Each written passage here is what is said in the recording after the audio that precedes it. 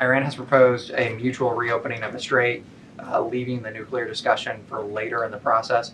Given that the nuclear program has been a red line for this administration, would the president agree to that kind of phased negotiation? Well, only because it's been reported. I will confirm the president has met with his national security team this morning. The meeting may be ongoing, maybe not, but the proposal was being discussed. Iran has flipped the script, putting Washington on the spot with a peace offer that pointedly leaves the nuclear file off the table. In its first reaction to Tehran's new proposal, the US is treading carefully, acknowledging the pitch without rushing to call it a breakthrough. Tehran is dangling an open Strait of Hormuz as a sweetener now, while quietly parking the far tougher nuclear fight for another day. Even as Iran floats what it calls an off-ramp from war, Washington is signaling that its red lines remain firmly in place. Under Iran's formula, the war ends, the US blockade lifts, and only then does the world's most sensitive oil choke point fully reopen. The White House admits the Iranian proposal was on the table at an April 27 security huddle, but says no green light has been given yet. According to reports, Trump is unhappy with any deal that sidelines Iran's nuclear program, seeing that omission as a major red flag. The diplomatic drive hit a wall when Trump abruptly scrapped planned talks in Pakistan with senior Iranian envoys. After the talks collapsed, Tehran blasted Pakistan for bias and quickly pulled Moscow deeper into the diplomatic game. Iran's Abbas Araghchi then sat down face-to-face with Vladimir Putin, signaling that the next moves in this war may be coordinated in Moscow, not Washington. Good afternoon, everyone. Iran has proposed a mutual reopening of the strait, leaving the nuclear discussion for later in the process. Given that the nuclear program has been a red line for this administration, would the president agree to that kind of phased negotiation? Well, only because it's been reported. I will confirm the president has met with his national security team this morning. The meeting may be ongoing, maybe not. I don't want to speak affirmatively because I was prepping to come out here, but the proposal was being discussed. I don't want to get ahead of the president or his national security team. What I will reiterate is that the president's red lines with respect to Iran have been made very, very clear, not just to the American public, but also to them as well. So they're considering that phased approach? I wouldn't say they're considering it. I would just say that there was a discussion this morning that I don't want to get ahead of, and you'll hear directly from the president, I'm sure, on this topic very soon. What's the president's I'm going to ask you about the Fed chairman, but first, 3 assassination attempts in 3 years.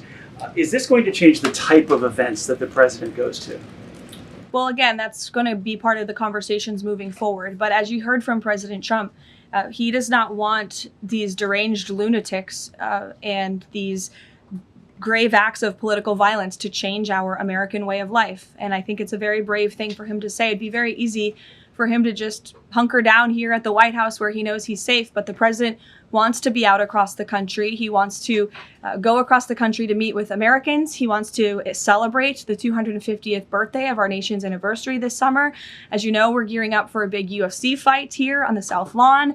So there's many exciting events I know the president wants to be part of and will be part of moving forward. He's undeterred in that way, and it's something that inspires all of us here to keep going. Karoline, Senator Tillis is now dropping his objection to allowing Kevin Warsh to be confirmed because the DOJ has closed their investigation. Is the president satisfied that an inspector general report into the Federal Reserve is enough to look into these renovations?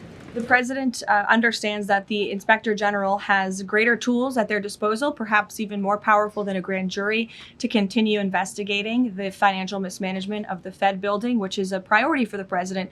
Look, he's a builder himself. When he sees something has a lot of cost overruns, is taking too long, and in this case, ripping off the American taxpayer, he wants to get to the bottom of it. I understand Senator Tillis put out a statement saying he'll support Kevin Warsh's confirmation.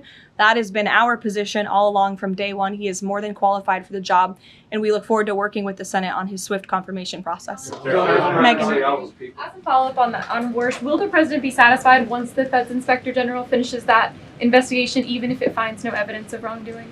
Well, that's a hypothetical question. I'll let the president speak on it when we see the results. It's obviously far too early to say. And how Relatedly, as a follow-up, now that it looks like Warsh will be confirmed by the end of Jay Powell's term, is he still considering firing Jay Powell if he stays on as governor after that?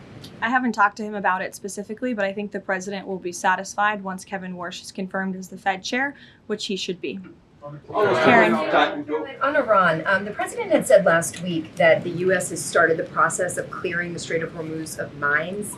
Do you have an update on how many have been removed and an estimate of how long that process could take?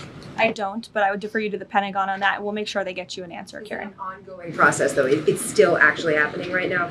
Again, I would defer you to the Pentagon on anything with respect to clearing mines in the Strait of Hormuz. Thank you very much.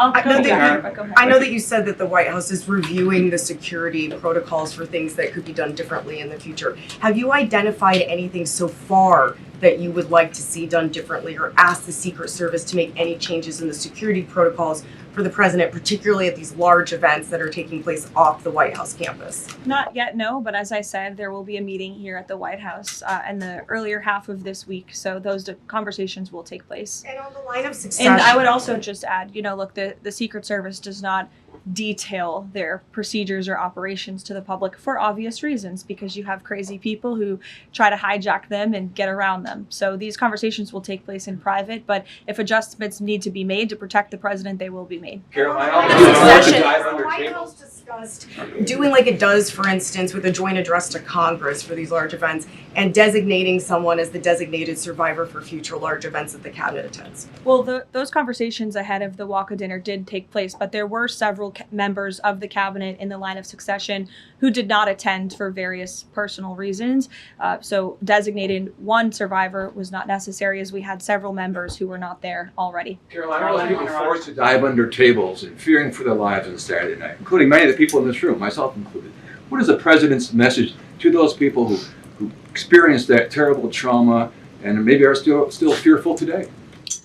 I think he would say, as he sort of did on Saturday night, coming in here in his tuxedo, we can't allow these crazy people to let us be afraid. We have to keep moving forward, showing up, doing our job, celebrating our country, and doing what we know is right. But certainly we'd like to see the rhetoric against this president and his supporters toned down, because it is inspiring these crazy people across the country to target not just the president, but those who work for him and those who support him. And it must end. Is he following the arraignment of the suspect today? Yes, he is, and I know you all want to follow that too. It's happening in a few minutes, so I'll let you all go. The Department of Justice is also going to be speaking momentarily following the arraignment, and I pray that this is the last time I speak to you for some time.